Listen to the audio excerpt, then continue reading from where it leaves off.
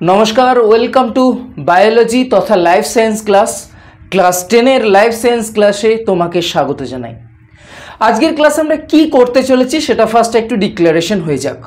आजकेर क्लासे आमरा जे क्लास 10 अभिव्यक्ति एवं अभियोजन चैप्टार से अभिव्यक्ति एवं अभियोजन चैप्टारेर अभिव्यक्तिते आमरा गत क्लासे जे पोर्शनटा पढ़ेछिलाम अर्थात गत क्लासे आमरा कि पढ़ेछिलाम गत क्लासे आमरा पढ़ेछिलाम जे तुलनामूलक सारिस्थानिक प्रमाण এবং সেখানে আমরা দেখেছিলাম সমসংস্থ অঙ্গ কি, সমবৃত্তীয় অঙ্গ কি, নিষ্ক্রিয় অঙ্গ বা ভেস্টিজিয়ালস অর্গান কি।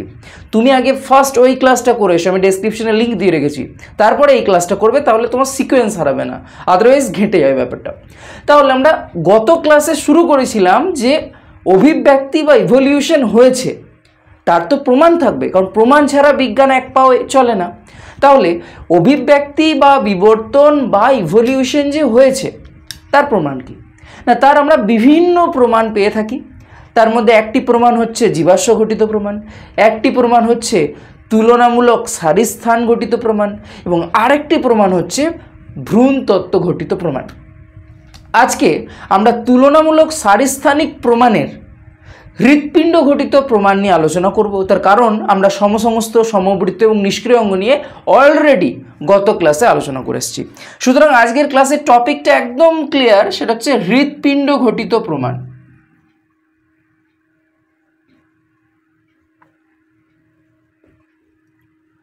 দেখো, হৃৎপিণ্ড কি করে প্রমাণ করতে পারে যে ইভলিউশন বা অভিব্যক্তি বা বিবর্তন ঘটেছে সেটাই আমরা জানব। কি করে জানব না, আমরা যদি হৃৎপিণ্ডের স্ট্রাকচার দেখি, আমাদের কটা হৃৎপিণ্ড, আমাদের আমি দেখাচ্ছি এদিকে হৃৎপিণ্ড থাকে এদিকে। আমাদের হৃৎপিণ্ড কটা? আমাদের হৃৎপিণ্ড হচ্ছে অবশ্যই একটা। দুটো কারোর আছে? তোমাদের যদি কারোর দুটো থেকে থাকে একটা প্লিজ ডোনেট করে দিও কাউকে যার হৃৎপিণ্ড নেই। তো যাই হোক, আমাদের মানুষের ক্ষেত্রে ও অন্যান্য প্রাণীর ক্ষেত্রেও আমরা দেখতে পাই হৃৎপিণ্ড একটি। ওকে, যার জন্য আমাদের হার্ট একটি। হার্ট ভেঙে গেলে সেটা সহজে জোড়া লাগে না, ঠিক সেরকম আমি কোন হার্টের কথা বলছি বুঝতেই পারছো আশা করছি। তো ঠিক সেরকম আমাদের হৃৎপিণ্ডও একটি, এটাও যদি ক্ষতিগ্রস্ত হয় আমাদের শরীরের কিন্তু একদম সার্বিকভাবে ক্ষতিগ্রস্ত হয়। এবার হৃৎপিণ্ড কিভাবে তোমার ইভলিউশন ঘটেছে তার প্রমাণ দিচ্ছে না, আমরা যদি একদম মাছ থেকে শুরু করে একদম উন্নত প্রাণী, যেমন আমি যদি বলি মানুষ বা পাখি, এদের যদি হৃৎপিণ্ডের স্ট্রাকচার দেখি, একটা ইন্টারেস্টিং জিনিস আমরা লক্ষ্য করতে পাই। কী রকম ইন্টারেস্টিং জিনিস সেটা আমরা আলোচনার থ্রু দিয়ে জানব। আমরা যদি মাছের হৃৎপিণ্ড দেখি, সেখানে দেখব হৃৎপিণ্ডের মাত্র দুটি প্রকোষ্ঠ, একটি অলিন্দ, একটি নিলয়। আমরা যদি মাছের থেকে একটু উন্নত, যেমন উভচর, কেন উন্নত বলছি, কারণ আমরা দেখতে পাবো যে হৃৎপিণ্ড ক্রমাগত মাছ থেকে ধীরে ধীরে ধীরে ধীরে উন্নত হচ্ছে, ধীরে ধীরে ধীরে ধীরে সেটা আরও বেশি কমপ্লেক্স হচ্ছে, জটিল হচ্ছে। তাহলে কোনো একটা জীবের স্ট্রাকচার যত জটিল হবে সেটা কি সে উন্নত না অনুন্নত? অবভিয়াসলি সে উন্নত। তার জন্যই আমরা বলতে পারছি যে মাছ থেকে উভচর হয়েছে। কি করে বলতে পারছি না, আমরা মাছের হৃৎপিণ্ড দেখতে পাচ্ছি দুটো প্রকোষ্ঠ, একটা অলিন্দ, একটা নিলয়। অন্যদিকে আমরা যদি উভচর অর্থাৎ ব্যাঙের যদি হৃৎপিণ্ড দেখি, সেখানে দেখতে পাবো যে তার আবার দুটো অলিন্দ, একটা নিলয়, তাহলে তিনটে প্রকোষ্ঠ হয়ে গেল। অন্যদিকে আমরা যদি সরীসৃপের হৃৎপিণ্ড দেখি, তার আবার দেখতে পাবো দুটো অলিন্দ এবং একটি নিলয় তো আছে, নিলয়টার মধ্যখানে আবার একটা ভাগ হতে হতে যাচ্ছে, যেটাকে বলা হয় অর্ধ বিভক্ত নিলয়। অন্যদিকে আমরা যদি পক্ষী এবং স্তন্যপায়ীর হৃৎপিণ্ড দেখি, সেখানে দেখতে পাবো যে চারটে প্রকোষ্ঠ বর্তমান, দুটো অলিন্দ, দুটো নিলয়।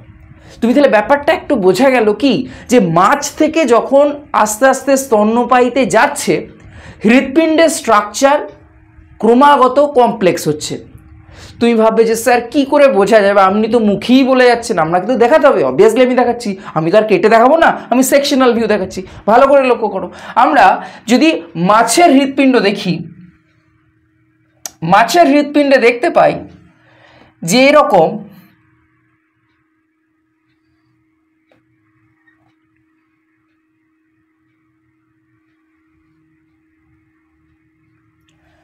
এরকম দুটো প্রকোষ্ঠ রয়েছে মাছের হৃৎপিণ্ডে। এটি হচ্ছে অলিন্দ, এটি হচ্ছে নিলয়। রক্ত যাচ্ছে এদিকে অলিন্দ থেকে নিলয়। ব্যাপারটা হচ্ছে মাছের ক্ষেত্রে যে হৃৎপিণ্ড, সেখানে আমরা দেখতে পাচ্ছি যে একটি অলিন্দ এবং একটি নিলয়, এবং যেখানে আমরা দেখতে পাচ্ছি যদি শুদ্ধ এবং অশুদ্ধ রক্ত, শুদ্ধ রক্ত এবং অশুদ্ধ রক্তের ফার্স্ট কনসেপ্টটা ক্লিয়ার রাখো। আমরা শুদ্ধ রক্ত বলতে নোংরা রক্ত সেটা নয় কিন্তু, সরি, অশুদ্ধ রক্ত বলতে নোংরা রক্ত সেটা নয় কিন্তু, আমি যখনই বলবো শুদ্ধ রক্ত, জানবে কি ভাববে, জানবে সেই রক্তে অক্সিজেনের পরিমাণ বেশি।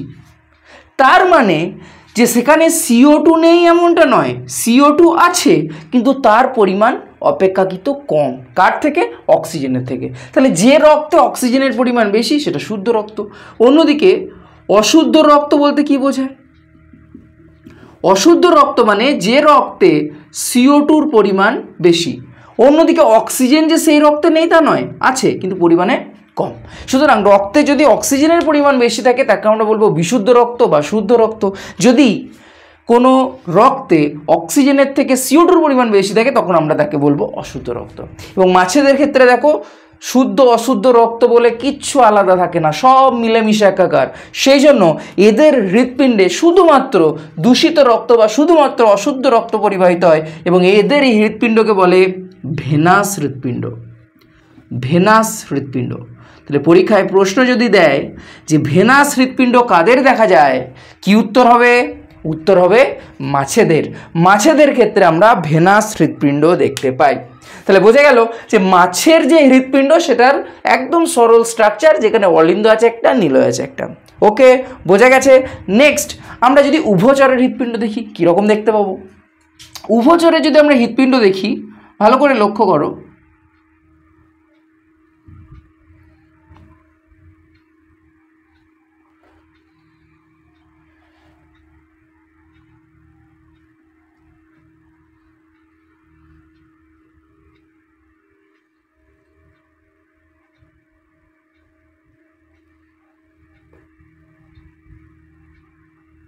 উভচরে যদি আমরা হৃৎপিণ্ড দেখি আমরা দেখতে পাই কি দুটো অলিন্দ রয়েছে, এটা একটা অলিন্দ, এটা একটা অলিন্দ, আর একটি নিলয় রয়েছে।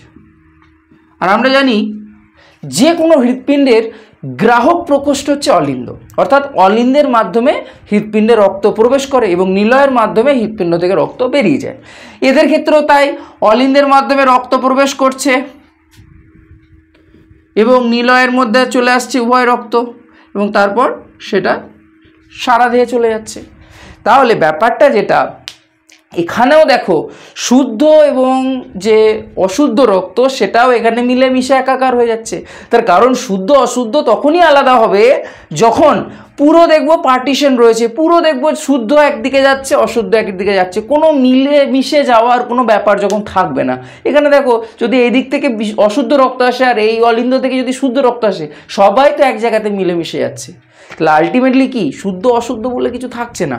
তো সেই জন্য এখানেও কিন্তু উভচরের হৃৎপিণ্ডের ক্ষেত্রেও কিন্তু আমরা শুদ্ধ এবং যে অশুদ্ধ রক্ত সেটা বলে কিছু পাই না, এবং এখানেও কিন্তু মিশে যাচ্ছে। বাট কেন এরা উন্নত? তুমি দেখো এদের ক্ষেত্রে একটি মাত্র অলিন্দ ছিল, একটি মাত্র নিলয় ছিল, এদের ক্ষেত্রে দুটো অলিন্দ একটা নিলয়। দেখো এদের কমপ্লেক্সিটি, মানে এদের উভচরের ক্ষেত্রে যে কমপ্লেক্সিটি সেটা অনেক বেশি মাছেদের তুলনায়। তার থেকে যদি কমপ্লেক্সিটি যদি বেশি হয় তাহলে আমি কি বলতে পারি? আমি বলতে পারি মাছ থেকেই অ্যাকচুয়ালি উভচর হয়েছে, উভচর থেকে মাছ হয়নি। উন্নত থেকে অনুন্নত জেনারেলি হয় না, অনুন্নত থেকে উন্নত হয়েছে। তাহলে এটা মাছের হৃৎপিণ্ড আর এটা হচ্ছে উভচরের হৃৎপিণ্ড। তাহলে হৃৎপিণ্ড দেখে আমরা বলে দিতে পারবো যে মাছ থেকে পরবর্তীকালে উভচর এসছে, উভচর থেকে মাছ নয়। কেন নয়? তার কারণ মাছের হৃৎপিণ্ডের থেকে উভচরের হৃৎপিণ্ডের কমপ্লেক্সিটি, জটিলতা অনেক বেশি। এবার যদি আমরা সরীসৃপের হৃৎপিণ্ড দেখব সেটা মানে উভচরের হৃৎপিণ্ডের আরও একটু মডিফিকেশন ঘটেছে। তাহলে আমরা সেখান থেকে বলতে পারবো যে না, উভচর থেকে সরীসৃপের সৃষ্টি হয়েছে। কি করে বলবো দেখা যাক। আমি এটা মুছে দিলাম। দেখো আমরা যদি এটা উভচরের হৃৎপিণ্ড, এবার আমরা যদি একটু সরীসৃপের হৃৎপিণ্ড দেখি কীরকম দেখতে পাবো। সরীসৃপের হৃৎপিণ্ড একদম তুমি উভচরের হৃৎপিণ্ডের মতোই। ফার্স্ট দেখো এই সেম স্ট্রাকচার,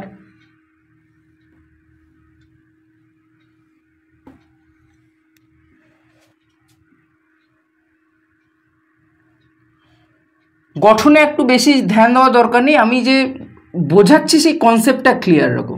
আমি এখানে খুব ধৈর্য নিয়ে আঁকছি না, জাস্ট বোঝানোর মতো। তো এটা হচ্ছে তোমার অলিন্দ, এটাও হচ্ছে অলিন্দ, যেমন একদম উভচরে ছিল। এটা হচ্ছে নিলয়। এবার এটা ছিল উভচরের। উভচরের থেকে সরীসৃপের হৃৎপিণ্ডের ডিফারেন্সটা কি না, সরীসৃপের হৃৎপিণ্ডে নিলয়টা দেখব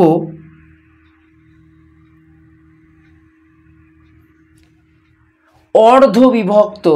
আর একটু গেলেই যদি এতদূর চলে আসতো তাহলেই প্রকোষ্ঠ দুটো আলাদা হয়ে যেত, তাহলেই শুদ্ধ আর অশুদ্ধ রক্তের মেলামেশার কোনো ব্যাপারই থাকতো না, মিশে যাওয়ার কোনো ব্যাপারই থাকতো না। বাট সরীসৃপের ক্ষেত্রে একটা প্রবণতা দেখা যাচ্ছে যে যাতে শুদ্ধ এবং অশুদ্ধ রক্ত যাতে মিশে না যায়। তো যার জন্য তাদের মানে সেই কারণের জন্য আমরা সরীসৃপের হৃৎপিণ্ডে দেখতে পাচ্ছি যে তাদের দুটো অলিন্দ আছে এবং নিলয় তো আছে। নিলয়ের একটি নিলয় সেটি আবার অর্ধবিভক্ত, অর্থাৎ অর্ধেক পার্টিশন হয়েছে, অর্ধেক প্রাচীর উঠেছে। উঠোনে পুরোটা প্রাচীর হয়ে গেলে দুটো বাড়ি হবে তখনই। যদি দুইজনার দুই দিকের পার্ট, যদি বাড়ির মধ্যখানে পুরো প্রাচীর না হয় তাহলে কি গোটা বাড়িটা দুটো বাড়ি হবে? হবে না। ঠিক একই রকম এখানেও হৃৎপিণ্ডেরও তাই, এখানে অর্ধবিভক্ত নিলয়। এটা কীরকম নিলয়? এটা হচ্ছে অর্ধবিভক্ত এবং অর্ধবিভক্ত। এবং তুই ভাবো ব্যাপারটা, এই মধ্যখানে যেটা গড়ে উঠেছে এটা হচ্ছে আন্তঃনিলয় প্রাচীর। আন্তঃনিলয় প্রাচীর এটা গড়ে উঠছে। তাহলে এটা আমরা পেলাম কার হৃৎপিণ্ড? এটা হচ্ছে সরীসৃপের। তাহলে উভচর থেকে যে সরীসৃপ হয়েছে বুঝতে কোনো অসুবিধা আছে? থাকার কথা নয়, কারণ আমরা দেখতে পাচ্ছি উভচরের হৃৎপিণ্ডের থেকে সরীসৃপের হৃৎপিণ্ডের কমপ্লেক্সিটি বেশি এবং তাদের মধ্যে সিমিলারিটি আছে। বাট সরীসৃপের হৃৎপিণ্ড উভচরের থেকে তুলনামূলক জটিলতা বেশি। এবার পরীক্ষায় প্রশ্ন দেয় এমন একটি সরীসৃপ যার হৃৎপিণ্ডে 4টি প্রকোষ্ঠ। তাহলে 4টি প্রকোষ্ঠ মানে সেখানে অর্ধবিভক্ত নিলয় নয়, সম্পূর্ণ আমরা দুটো আলাদা নিলয় পাবো, যেটা আমরা একটু পরেই দেখতে পাচ্ছি। কাদের ক্ষেত্রে? আমরা দেখতে পাবো স্তন্যপায়ীদের ক্ষেত্রে। তাহলে স্তন্যপায়ীদের ক্ষেত্রে হৃৎপিণ্ডের স্ট্রাকচারটা দেখে নেওয়া যাক যে কীরকম হয়। স্তন্যপায়ী বা পক্ষী তাদের ক্ষেত্রে হৃৎপিণ্ডের স্ট্রাকচার কীরকম হয় দেখে নাও। তাদের ক্ষেত্রে নিলয়টা সম্পূর্ণ প্রাচীর গড়ে উঠেছে। নিলয়ে যদি সম্পূর্ণ নিলয়ে প্রাচীর গড়ে ওঠে তাহলে এটা পাচ্ছি ডান অলিন্দ, এটা ডান নিলয়, এটা বাম অলিন্দ, এটা বাম নিলয়। দেখো এখানে হৃৎপিণ্ডের কটা প্রকোষ্ঠ? এক্ষেত্রে আমরা এটা পাচ্ছি কাদের? এটা পাচ্ছি পক্ষী ও স্তন্যপায়ীদের। এদের ক্ষেত্রে আমরা দেখতে পাচ্ছি হৃৎপিণ্ডে মোট 4টে প্রকোষ্ঠ, দুটো অলিন্দ, দুটো নিলয়। এবং ইন্টারেস্টিং যেটা সেটা হচ্ছে এখানে ডান অলিন্দ যে রক্তটা প্রবেশ করে ডান অলিন্দ দিয়ে সেটা হচ্ছে অশুদ্ধ রক্ত। অশুদ্ধ রক্ত মানে এটা সারা দেহ থেকে আসছে, CO2 পরিমাণ অনেক বেশি। সে ডান নিলয় হয়ে চলে যায় কোথায়? চলে যায় ফুসফুসে। কেন? কারণ ফুসফুসেই অক্সিজেন ইনপুট হচ্ছে, টানছি, এটা যাচ্ছে কোথায়? আমরা যে অক্সিজেন নিচ্ছি এটা যাচ্ছে কোথায়? এটা যাচ্ছে ফুসফুসে। এবার ফুসফুস থেকে রক্তে যাবে, তাহলে ফুসফুস থেকে যদি রক্তে যায় এই সারা দেহ থেকে রক্তটাকে আসতে হবে কোথায়? ফুসফুসে। কারণ ফুসফুসই কি হচ্ছে? ফুসফুসই তো অশুদ্ধ থেকে বিশুদ্ধ হচ্ছে, কারণ অক্সিজেনের পরিমাণ কম থাকছে অশুদ্ধ রক্তে। ফুসফুসে যখন সেই রক্তটা চলে আসছে তার মধ্যে অক্সিজেন চলে যাচ্ছে, ব্যাস সেটা বিশুদ্ধ হয়ে যাচ্ছে। এবং সেটা চলে যাচ্ছে কোথায়? সেটা চলে যাচ্ছে বাম অলিন্দে। তাহলে বাম অলিন্দে রক্তটা আসছে কি রক্ত? বিশুদ্ধ রক্ত। কোথা থেকে আসছে? ফুসফুস থেকে। অন্যদিকে ডান অলিন্দে রক্তটা আসছে কোথা থেকে? সারা শরীর থেকে। কেন অশুদ্ধ? কারণ সেখানে রেচন পদার্থ বেশি, CO2 পরিমাণ বেশি। এবার এই ডান নিলয় থেকে রক্তটা চলে যাবে কোথায়? চলে যাবে ফুসফুসে। অন্যদিকে বাম অলিন্দ থেকে যে বিশুদ্ধ রক্ত ঢুকলো সেটা চলে আসবে বাম নিলয়, বাম নিলয় থেকে চলে যাবে সারা দেহে। কারণ সারা দেহে যদি না যায় তাহলে রক্তের কাজ কি? রক্তের কাজ হচ্ছে আমাদের রেচন পদার্থ পরিবহন করা, আমাদের প্রধান যে শ্বাসবায়ু অক্সিজেন সেটাকে পরিবহন করানো। অক্সিজেন যদি কোষে কোষে না যায় আমরা বেঁচে থাকতে পারবো? আমাদের শ্বসন হবে না, আমাদের রেসপিরেশন হবে না, আমরা মারা যাব। তো যেটা মোদ্দা কথা সেটি হচ্ছে পক্ষী এবং স্তন্যপায়ী এদের হৃৎপিণ্ডের প্রকোষ্ঠ 4টি। এবং এদের হৃৎপিণ্ডে শুদ্ধ রক্ত এবং অশুদ্ধ রক্তের কোনো রকম মিশে যাওয়ার সম্ভাবনা নেই। শুদ্ধ রক্ত একদিকে যাচ্ছে, অশুদ্ধ রক্ত একদিকে যাচ্ছে, সেই জন্য এদের হৃৎপিণ্ডকে বলা হয় দ্বিচক্রী হৃৎপিণ্ড। কেন দ্বিচক্রী হৃৎপিণ্ড বলছে বোঝা গেল? তার কারণ দুটো চক্রে সংবহন সম্পন্ন হচ্ছে, একটা অশুদ্ধ রক্ত যাচ্ছে একদিকে আর একদিকে বিশুদ্ধ রক্ত, দুটো আলাদা আলাদা চক্র একসাথে ঘটছে, সেই জন্য একে বলে দ্বিচক্রী হৃৎপিণ্ড এবং এই সংবহনকে বলে দ্বিচক্র সংবহন বা দ্বিচক্রী সংবহন, যেটা দেখতে পাই আমরা পক্ষী এবং স্তন্যপায়ী। তাহলে আমরা দেখতে পাচ্ছি সরীসৃপের থেকে পক্ষী ও স্তন্যপায়ীদের হৃৎপিণ্ড স্ট্রাকচার আরও বেশি জটিল। তার মানে সরীসৃপ থেকেই পরবর্তীকালে পক্ষী এবং স্তন্যপায়ীর সৃষ্টি হয়েছে। সুতরাং ব্যাপারটা বোঝা গেল যে ইভলিউশন হয়েছে কিভাবে। ইভলিউশন হয়েছে, প্রথমে ছিল মাছ,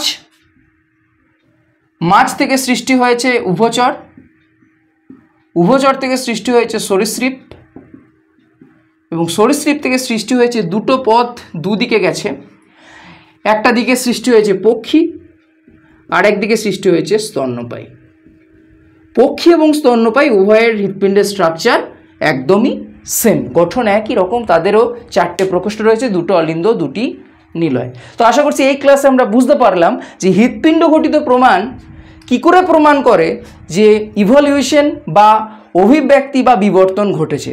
তার কারণ মাছের থেকে উভচরের হৃৎপিণ্ডের জটিলতা বেশি, প্রকোষ্ঠের সংখ্যা বেশি। সরীসৃপের ক্ষেত্রে উভচরের থেকে হৃৎপিণ্ডের প্রকোষ্ঠের সংখ্যা একই, কিন্তু সেখানে আমরা দেখতে পাচ্ছি অর্ধবিভক্ত নিলয় পাচ্ছি, এবং সরীসৃপ থেকে পক্ষী এবং স্তন্যপায়ীদের হৃৎপিণ্ডের আমরা দেখতে পাচ্ছি প্রকোষ্ঠের সংখ্যা বেশি এবং সেখানে শুদ্ধ এবং অশুদ্ধ রক্তের কোনো রকম মিশে যাওয়ার প্রবণতা থাকছে না।